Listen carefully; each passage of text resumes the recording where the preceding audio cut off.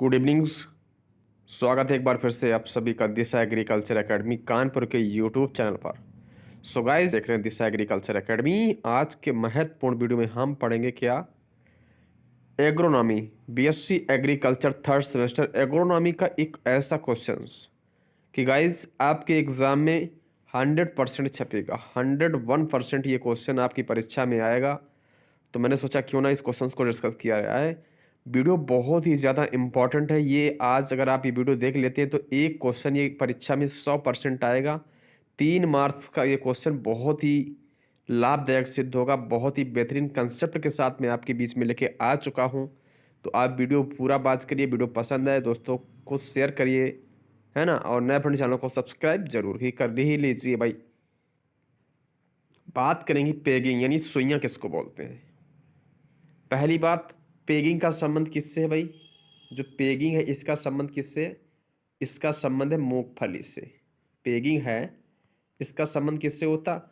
मूंगफली यानी ग्राउंड नट से। ग्राउंड नट के वैज्ञानिक नाम की बात की जाए तो एकिस hypogaea family Leguminosae. So guys, भूमि में मूंगफली के बनने की क्रिया को ही क्या बोलते हैं? सुइयां या फिर पेगिंग बोलते हैं। क्या है कि भूमि में मूंगफली का बनना या मूंगफली के बनने की क्रिया को ही क्या बोलते हैं? पेगिंग। तो भूमि में मूंगफली के बनने की क्रिया को बोलते हैं पेगिंग। मूंगफली के खेत की अधिक गहरी जुताई नहीं करनी चाहिए क्योंकि इसमें मूंगफली का बनना अथवा अधिकीलन, एक यहाँ पे सर आया अधिकीलन, सुइयां, पेगिंग, ये सारी बातें एक ही होती हैं। तो मूंगफली में भूमि में मूंगफली के बनने की क्रिया को क्या बोलते हैं? सुइयां या फिर पैगिंग बोलते हैं या अधिकीलन बोलते हैं। ध्यान रहे, मूंगफली की खेत की अधिक गहरी जुताई नहीं करनी चाहिए क्योंकि इसमें मूंगफली का बनना अथवा अधिकीलन अधिक गहराई पर होता है जिससे खुदाई में कठिनाई उत्पन्न होती है। मान लिया अगर आपने मूंगफली की सीड को ज़्यादा गहराई पे बो दिया है, आपने ज़्यादा गहराई पे बो दिया है बीज को, तो जब आप जो है मूंगफली में जब सुइयां बनेगी, जब मूंगफली का निर्माण लगेगा, मूंगफली की सुइयां बनेगी, तो मूंगफली को खोदने में आपको बहुत ही ज़्यादा दिक्कत होगी। इसीलिए उथली बुवाई करनी चाहिए। सीड की, बीज की उथली बुवाई करेंगे ताकि जो मूंगफली बनेगी, मूंगफली भूमि के अंदर ज़्यादा गहराई तक नहीं जाएंगी और जब फार्मर मूंगफली की खुदाई करेगा तो उसे कोई दिक्कत परेशानी नहीं होगी। यही कारण होता है इसमें मूंगफली का बनना अधिकीलन अधिक गहराई पर होता है जिससे खुदाई में बहुत ज़्यादा कठिनाई आती है, इसलिए उथली बुवाई करनी चाहिए। तो कुल मिलाकर पेगिंग क्या है? भूमि में मूंगफली के बनने की क्रिया को बोलते हैं पेगिंग।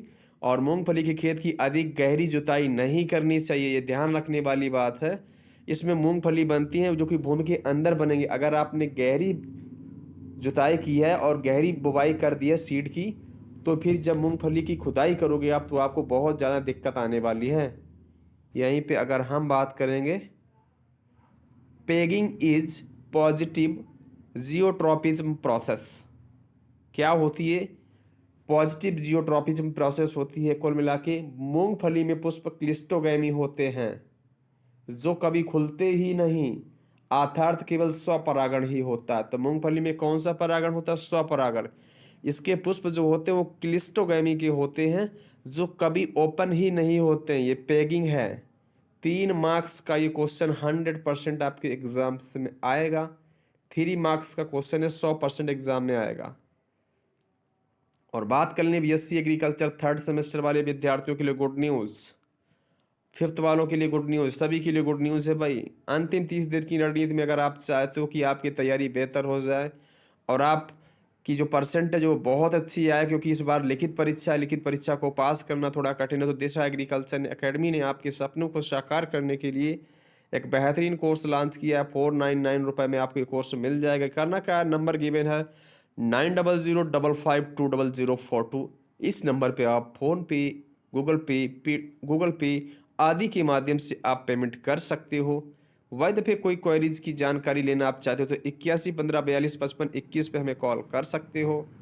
सो गाइस, बहुत ही बेहतरीन आपकी तैयारी होगी। ये मौका आप मिस नहीं करिएगा क्योंकि बहुत ही ज़्यादा आपको छूट दी जा रही। 499 रुपये बहुत ही कम पैसा है। 80% डिस्काउंट के साथ में आपको कोर्स दिया जा रहा है, तो प्लीज़ आप कोर्स को परचेज जरूर कर लें और आपकी बेहतर तैयारी हो जाएगी।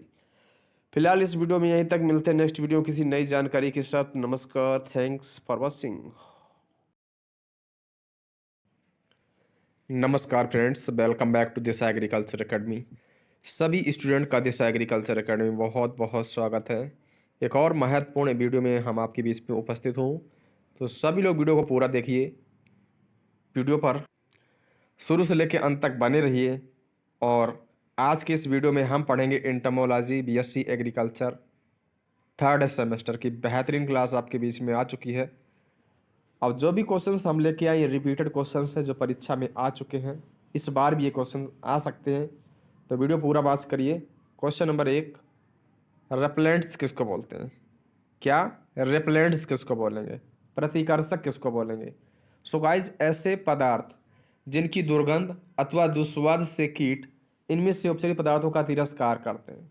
मतलब ये ऐसे पदार्थ होते हैं अगर इनकी बदबू या दुर्गंध के कारण जो है कीट खाना पसंद नहीं करते। कहने का मतलब रेपेलेंट्स का प्रयोग अगर आपने किसी भी फसल पर कर दिया है या किसी केमिकल्स में रेपेलेंट्स आपने लिए हैं, तो केमिकल्स में जो इफेक्ट आएगा उसमें दुर्गंध आने लगती है।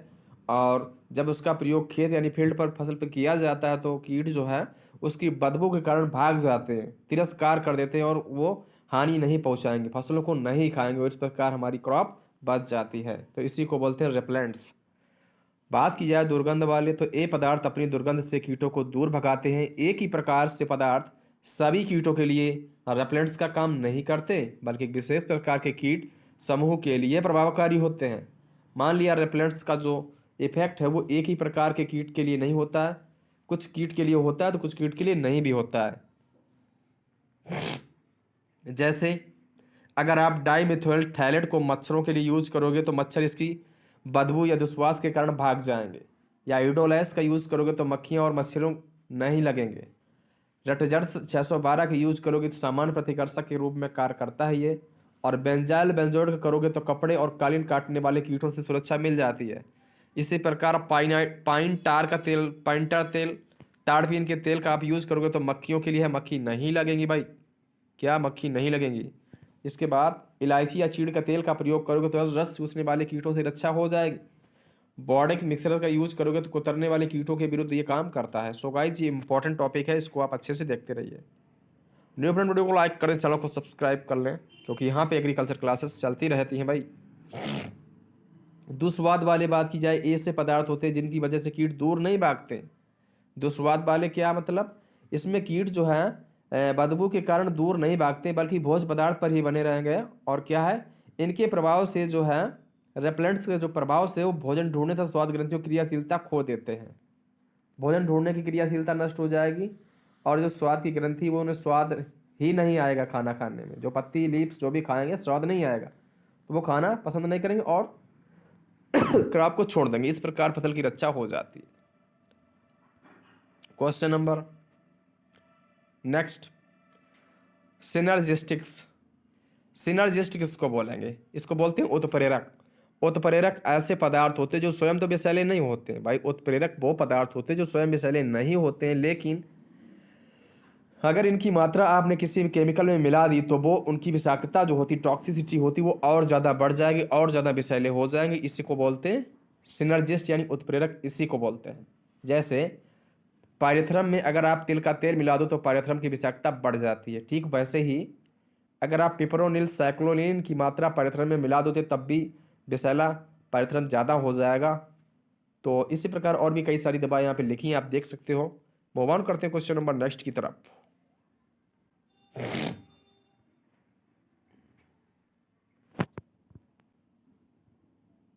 So guys, most important questions. Insect growth regulator, कीट वृद्धि नियामक। इंसेक्ट ग्रोथ रेगुलेटर कीटों को वृद्धि को नियंत्रित करने वाले रसायनों को, चाहे वे प्राकृतिक हों या संश्लेषित हों, आईजीआर यानी कीट वृद्धि नियंत्रक उनको बोला जाता है। कीटों की वृद्धि को जो भी रसायन नियंत्रित करते हैं उनको कीट वृद्धि नियंत्रक या इंसेक्ट ग्रोथ रेगुलेटर भाई बोला जाता है। इंसेक्ट ग्रोथ रेगुलेटर को तृतीय पीढ़ी के कीटनाशी भी कहा जाता है और कीटों में वृद्धि और बढ़वार तीन मुख्य हार्मोनों के द्वारा यहाँ पे नियंत्रित होती है। पहला है ब्रेन हार्मोन्स, दूसरा है जुवेनाइल हार्मोन्स एंड थर्ड है मोल्टिंग हार्मोन्स।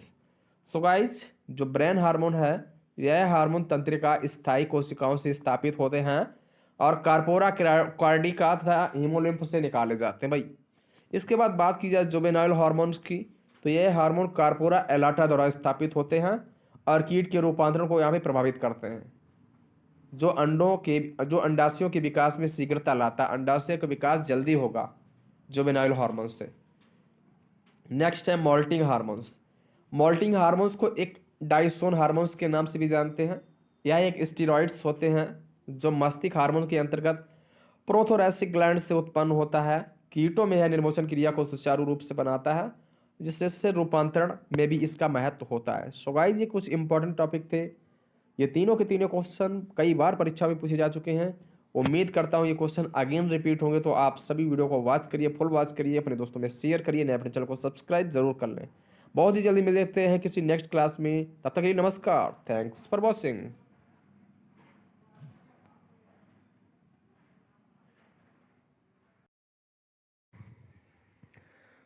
गुड इवनिंग, स्वागत है एक बार फिर से आप सभी का दिशा एग्रीकल्चर एकेडमी कानपुर की ऑफिशियल यूट्यूब चैनल पर।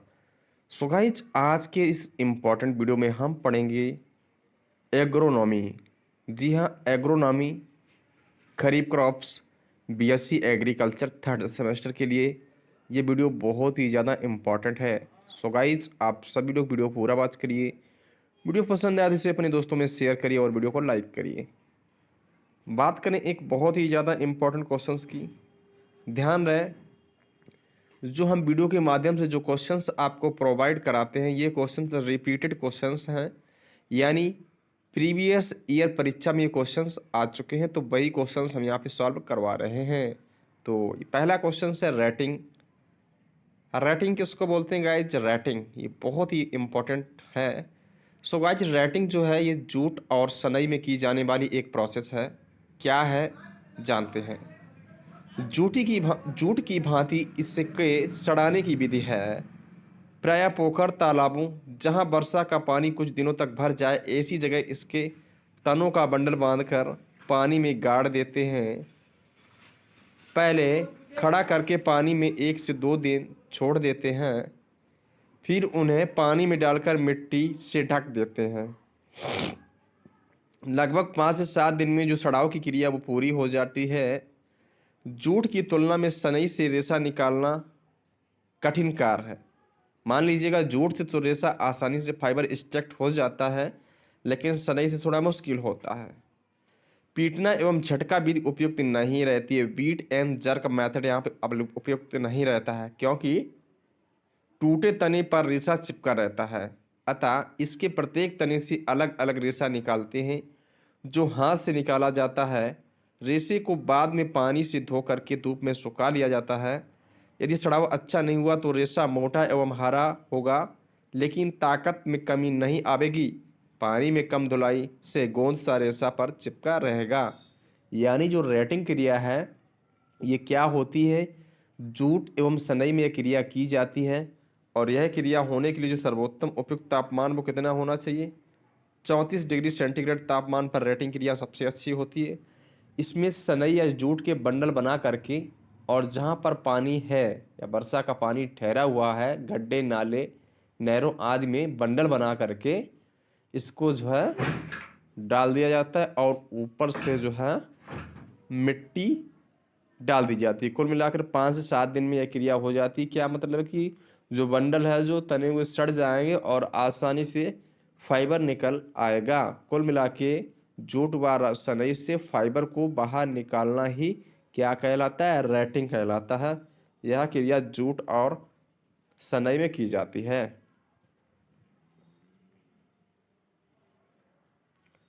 Question number next, yellow mosaic एक बीमारी है, यह किस में लगती है? बात करें जो येलो मोज़ेक बीमारी है यह वायरस के द्वारा होती है। पहली बात, कोई भी बीमारी हो जिसमें मोज़ेक शब्द लिखा लगा हो वो वायरस के द्वारा होती है, और इस वायरस को जो फैलाने का कार्य करती है वो करती है सफ़ेद मक्खी करती है।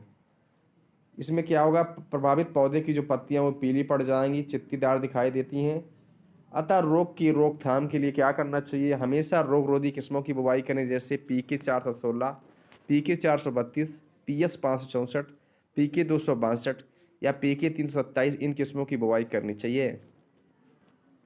पॉइंट 2, इसकी रोकथाम के लिए जमाव के बाद में रोग के लक्षण अगर दिखाई देते हैं क्रॉप पर, तो क्या करना है? रोगी पौधों को निकाल करके अलग कर देना चाहिए। या फिर ज़्यादा बीमारी लगी हुई है फील्ड पर, तो फिर आपको क्या है, किसी कीटनाशी का छिड़काव कर देंगे तो सफ़ेद मक्खी मर जाएगी। इस प्रकार रोग का नियंत्रण आसानी से हो जाएगा। क्यों?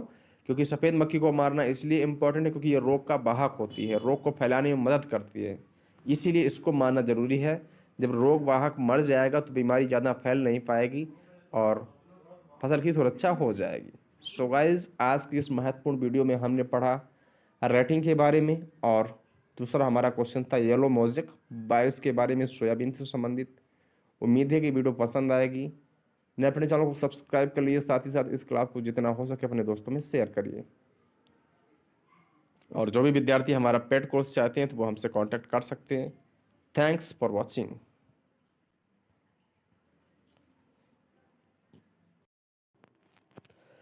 नमस्कार, गुड इवनिंग, गुड मॉर्निंग। स्वागत है एक बार फिर से आप सभी का देसा एग्रीकल्चर एकेडमी कानपुर के यूट्यूब चैनल पर। सो गाइज, आज के इस इम्पोर्टेंट वीडियो में हम एक बार फिर से उपस्थित है agronomy BSc agriculture third semester की एक बेहतरीन क्लास के साथ में रिपीटेड क्वेश्चंस लेके आ चुका हूं, जो क्वेश्चन प्रीवियस परीक्षा में पूछे गए थे। सो गाइज, वीडियो इंपॉर्टेंट होने वाली है, हेल्पफुल है आपके लिए, तो वीडियो पर शुरू से लेकर अंत तक बने रहिएगा और इस वीडियो को ज़्यादा से ज़्यादा अपने दोस्तों में शेयर करिए। गाइज, हमारा पहला क्वेश्चन है सोयाबीन का पीला चित्रबण यानी येलो मोज़ेक रोग। जो येलो मोज़ेक रोग है ये क्या है, तो मैं आपको बता देना चाहता हूं साथियों। जो मोज़ेक, दुनिया का कोई भी शब्द जिसके पीछे मोज़ेक लगा है और उसका संबंध होता है बीमारी से, तो बीमारी वायरस के द्वारा वो होती है। दुनिया का कोई शब्द जिसके पीछे मोज़ेक लगा हो, वो बीमारी किसके द्वारा होगी? वो बीमारी वायरस के द्वारा होती है। और ध्यान रहे, जो वायरस है, वायरस को कोई ना कोई वाहक होता है जो फैलाता है वायरस को। वायरस ऐसे नहीं बीमारी फैलती वायरस से, लेकिन वायरस को कोई ना कोई फैलाने का कार्य करता है। तो जो येलो मोज़ेक बीमारी है वायरस के द्वारा होती है और इसे फैलाने का कार्य कौन करता है? सफेद मक्खी करती है। अब मान लिया इस यह बीमारी पौधे में लग गई, तो पौधे की पत्तियां कैसी होंगी? पौधे की पत्तियां पीली होंगी और उन पर चित्तीदार दिखाई देती हैं। अब क्या करना है इसकी रोकथाम के लिए? नंबर 1, क्या करना चाहिए उपाय आपको? भाई, अगर बीमारी लग जाती है क्रॉप पर तो क्या करें? रोग रोधी प्रजातियां जैसे PK 416, PK 432 या PS 564, PK 262, PK 327, इन किस्मों की आपकी बुवाई करनी चाहिए। अगर बात करें, अगर इसकी रोकथाम हेतु जमाव के बाद रोग के लक्षण दिखाई देते हैं आपको, तो पौधे को उखाड़ कर खेत से निकाल देना चाहिए या फिर किसी कीटनाशी दवा का प्रयोग करके रोग की रोकथाम करनी चाहिए। बात करें हम लोग तेल की फालोडी बीमारी, most important questions, repeated questions. और ये प्रश्न जो है 2012 एग्जाम में पूछा गया था। कब भाई? 2012 के एग्जाम में प्रश्न आया था। बात करें कि जो फालोडी बीमारी है, यह रोग जो है माइकोप्लाज्मा के द्वारा होता है। किसके द्वारा होता है भाई? माइकोप्लाज्मा के द्वारा होता है। और इस रोग में क्या होता है? जो पौधे का पुष्प विन्यास होता है, पौधे का जब पुष्प विन्यास होगा, पत्तियां विकृत रूप में बदलकर गुच्छेदार का रूप ले लेती हैं। इस रोग का भी कोई वाहक कीट होता है जिसका नाम है फुदका। क्या नाम है उसका? फुदका नाम है। अब रोग की रोकथाम के लिए आपको क्या करना चाहिए? तो तिल की बुवाई जो है समय से पहले ना की जाए। जब समय हो, जब टाइम हो बुवाई का, जब सोइंग टाइम सही समय हो, तभी आपको बुवाई करनी चाहिए। नंबर 2 पॉइंट, बुवाई के समय कुण में अगर फॉरेट 10G की 15 किलोग्राम मात्रा प्रति हेक्टेयर के हिसाब से आप डाल देते हो तो बीमारी नहीं लगती है। या फिर तीसरा पॉइंट, मिथाइल और डिमेटॉन की 25 सीसी मात्रा को 1 लीटर प्रति हेक्टेयर की दर से छिड़काव कर दें, तब भी यह बीमारी नहीं लगेगी। सो गाइस, ये थी एग्रोनॉमी के टॉप 2 क्वेश्चंस, रिपीटेड क्वेश्चन जो परीक्षा में कई बार पूछे जा चुके हैं। आई होप आपको वीडियो पसंद आई होगी। इसी प्रकार की लेटेस्ट और नवीनतम जानकारी के लिए, क्लास लेने के लिए चैनल को सब्सक्राइब करिए। जो विद्यार्थी हमारा पेड कोर्स लेना चाहते हैं वो जल्दी से ले लें, क्योंकि बहुत कुछ उन्हें लाभ मिलने वाला है। सो गाइस आज की वीडियो में यार यहीं तक, मिलते हैं नेक्स्ट वीडियो में किसी नई जानकारी के साथ में। नमस्कार, वंदे मातरम।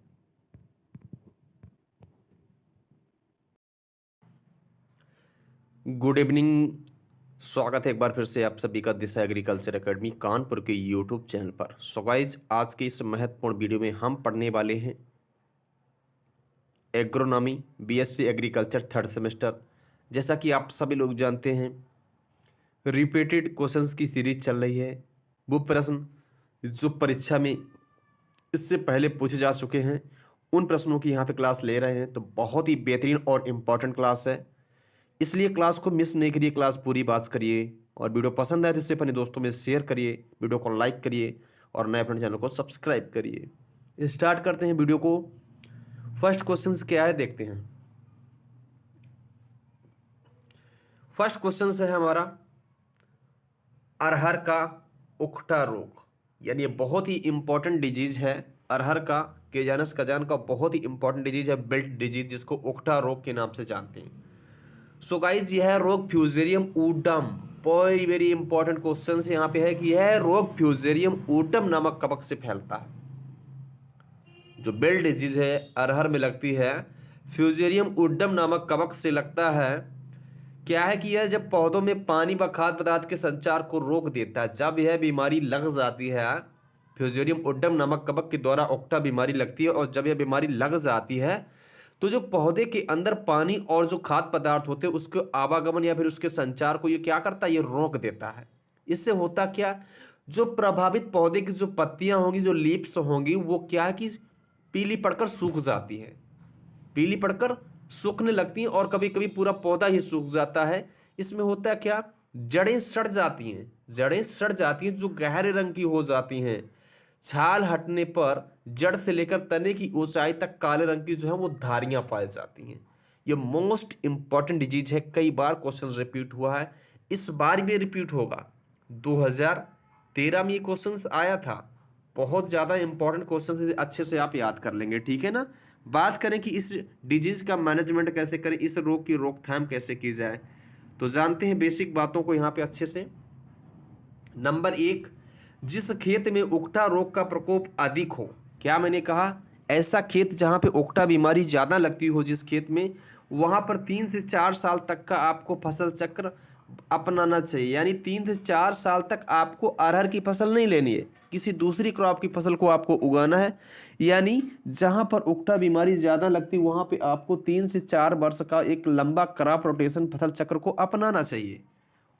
पॉइंट नंबर 2, ज्वार के साथ में अगर आप अरहर की क्रॉप लेते हैं, ज्वार के साथ में अगर आप अरहर की क्रॉप लेते हैं तो यह बीमारी बहुत ही कम लगती है, क्योंकि ज्वार के जो जड़ होती है वहाँ से HCN, वहाँ से क्या है, एलिलोपैथी HCN वगैरह ये हानिकारक विष निकलते, जिससे ओक्टा बीमारी नहीं लग पाती भाई। पॉइंट नंबर 3 यहाँ पे क्या है, थीरम या फिर कार्बेंडाजिम। थीरम या फिर कार्बेंडाजिम की मात्रा 2:1, यानी 2 भाग थीरम है और 1 भाग क्या है, कार्बेंडाजिम। 2:1 के अनुपात में आप मिलाकर 3 ग्राम प्रति किलोग्राम बीज के हिसाब से उपचारित करके आपको बुवाई करनी चाहिए। एक और बहुत ही मोस्ट इंपॉर्टेंट क्वेश्चंस, बहुत ही बेहतरीन questions, sterility mosaic, sterility mosaic यानी अरहर का बांझा रोग या अरहर का बासपन रोग। मैंने कहा था कल की क्लास में, दुनिया का कोई भी रोग जिसके पीछे मोजेक लगा हो, वो सारी बीमारी किसके द्वारा होती है, वो सारी की सारी बीमारी वायरस के द्वारा होती है भाई। किसके द्वारा होती है, वायरस के द्वारा होती हैं, और उस वायरस को कोई ना कोई कीट फैलाता है, ये मैंने कल की क्लास में बताया था। तो मोजेक किसके द्वारा होता है, ये वायरस के द्वारा होने वाली बीमारी है। अगर ये बीमारी लग जाती है पौधे पर तो इसके लक्षण क्या होंगी, जो रोग से प्रभावित पौधा है उसकी पत्तियां क्या होंगी, पत्तियां साइज में छोटी हो जाएंगी, छोटी छोटी पत्तियां अधिक लगती हैं। जैसे पौधे में क्या है, छोटी छोटी पत्तियां ज़्यादा लगेंगी, फूल नहीं आते हैं, जब फूल नहीं आएंगे तो फल भी नहीं बनेंगे, जिससे दाना नहीं बन पाता है भाई। जब फूल नहीं आएगा तो दाना कहाँ से बन जाएगा। पत्तियां छोटी हल्के रंग की हो जाती हैं। और यह रोग किसके द्वारा फैलता है, मैंने कहा था कि वायरस द्वारा जो भी बीमारी होंगी वो किसी ना किसी के द्वारा फैलाई जाती हैं। यहाँ पे तो कौन फैला रहा है, माइट फैला रहा है भाई। अब क्या करना, रोकथाम में हम अगर माइट का नियंत्रण कर लें, माइट को अगर हम मार दें तो हमारी फसल बच जाती है। इसका अभी तक कोई प्रभावकारी रासायनिक उपचार नहीं निकाला गया है, यानी रासायनिक विधि से आप इस बीमारी का निदान नहीं कर सकते हैं। सो गाइस आपको क्या करना है, आहार की एक प्रजाति बहार, ये बहुत इंपॉर्टेंट प्रजाति है बहार। इसमें एक विशेषता पाई जाती है कि स्टेरिलिटी मोज़ेक जो बीमारी है वो नहीं लगती है। इस जात की आपको बुवाई करनी चाहिए और माइट की रोकथाम के लिए किसी कीटनाशी दवा का आपको प्रयोग करना चाहिए। मूव ऑन करते हैं क्वेश्चन नंबर नेक्स्ट की तरफ। एक बहुत ही बेहतरीन और एक क्वेश्चन बहुत ही इंपॉर्टेंट, बाजरे की हरित बाली रोग यानी ग्रीन ईयर डिजीज, ये बहुत ही इंपॉर्टेंट क्वेश्चन है। बात करें कि ग्रीन ईयर डिजीज जो है, सो गाइस स्कैलोरोस्पोरा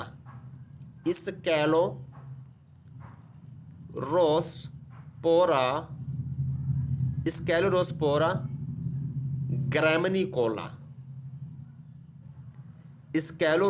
ग्रैमनिकोला नामक कवक के द्वारा यह बीमारी होती है। किसके द्वारा होती है? स्कैलोरोस्पोरा ग्रैमनिकोला नामक कवक के द्वारा यह बीमारी होती है। भाई किसके द्वारा? कवक के द्वारा होती है।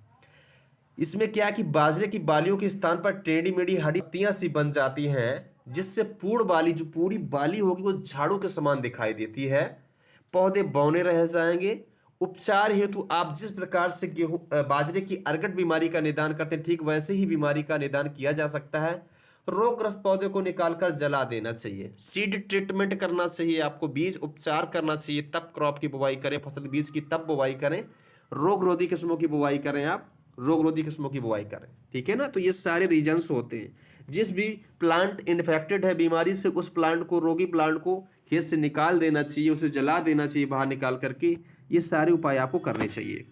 और आज की क्लास का गाइस लास्ट और अंतिम क्वेश्चन, बाजरे का अर्गट रोग, most important question of the class का एक और मोस्ट इंपॉर्टेंट क्वेश्चन आपके बीच में है, बाजरे का अर्गट रोग। यह बीमारी जो है क्लेबिसेप्स